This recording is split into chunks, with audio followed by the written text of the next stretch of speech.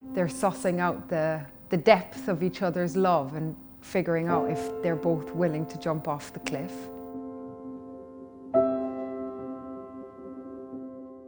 Romeo and Juliet was due to be performed in the Live의 Theatre in summer 2020. The sets were underway and we were ready to go. And then the pandemic hit. The production, of course, like every other production in the world, was cancelled. And yet, through David Sable, the producer, and Rufus Norris, the artistic director of the National Theatre, their vision, their tenacity said, hey, hang on, what about coming together and trying still to preserve something from that production? We know we can't do a play. We know we can't do an NT Live of recording that play in front of a live audience. What about trying to make a film of the play? Instead of just saying that's not possible, they said, well, what is possible? And came up with this beautiful hybrid idea of allowing an abandoned theatre, which is full of memories and past performances, how that theatre can actually become a character who makes the story come to life in this group of actors. So it's almost like the building is allowing the story to be told.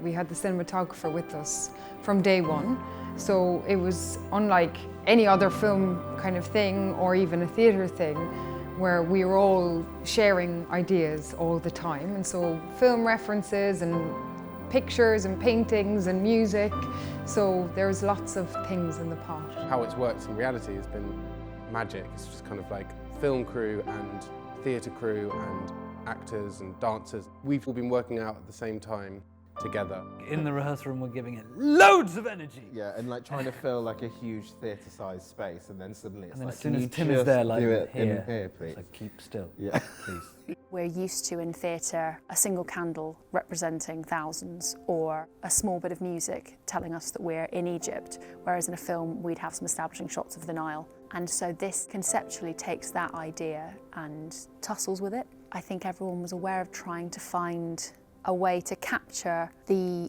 experience of theatre in a way that is trying to engage the viewer in the same act of imagination as they experience when they come to the theatre, but when viewing a film.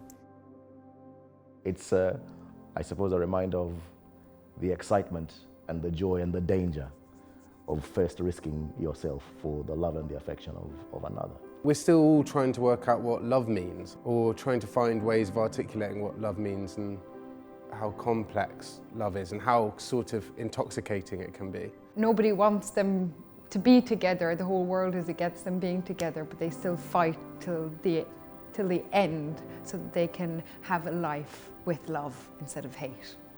Theatres are all about community, of course. They're all about gatherings. They're all about the one thing that we can't do right now, which is to be together in a group. So of course it's eerie, of course it's poignant, of course it's filled with ghosts. And yet, like any sacred space, it's also filled with promise. It's also filled with the extraordinary gestures, laughter, tears, passion that have filled the space where I'm sitting for decades and decades and decades. So actually, sitting here now, working in this space, filming in this space, has been an enormous act of hope and of celebration of what has come and what will come.